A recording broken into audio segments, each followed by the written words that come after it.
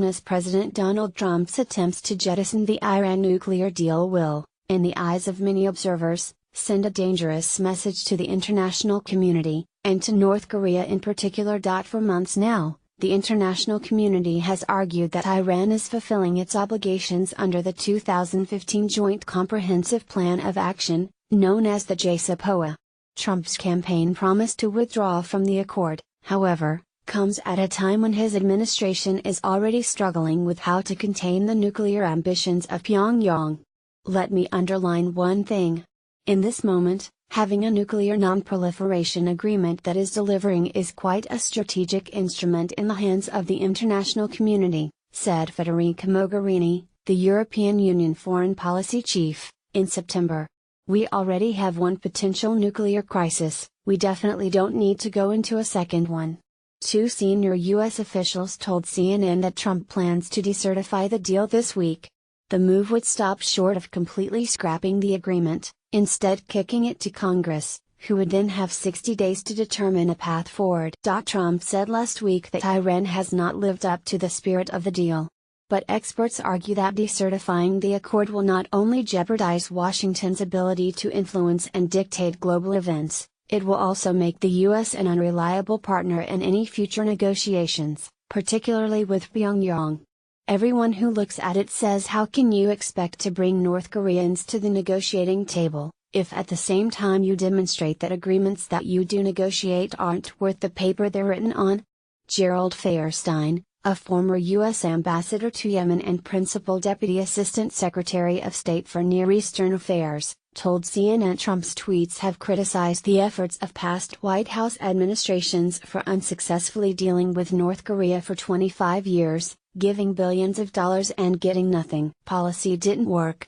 But his top diplomat, Secretary of State Rex Tillerson, has said that channels with Pyongyang are open, and that the U.S. is using them. The signals to the North Koreans are mixed at best, said Adam Browanowski, research fellow at the College of Asia and the Pacific at the Australian National University.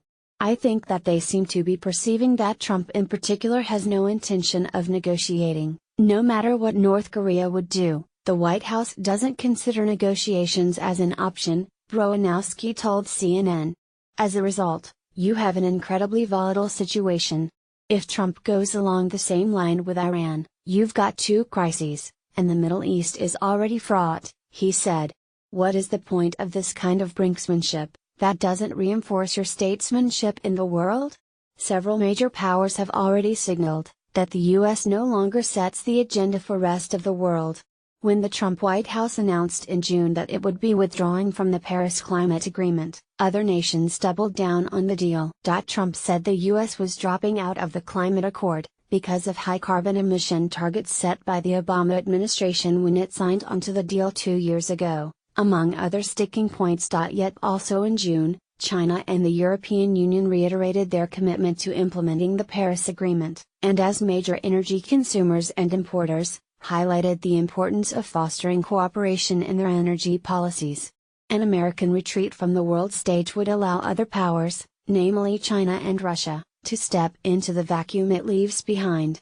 It's a big opportunity for Russia and China to flex their muscles in the Asia-Pacific and the Middle East and possibly in Europe, which has a lot of NATO allies worried, said Andrew O'Neill, the Dean of Research at the Griffith Business School in Australia.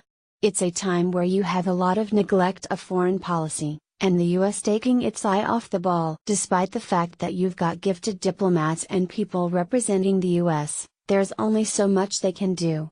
How much confidence can other states, and that includes allies of the United States as well, have in the US to focus its attentions on negotiations for a sustained period of time, commit meaningfully to any deal, and to actually implement it at home? O'Neill asked. There is significant, profound concern about this administration's ability to do any of those things. It's expected that the other parties who signed on to the Iran nuclear accord will not renege, even if the US does, said former Ambassador Fairstein.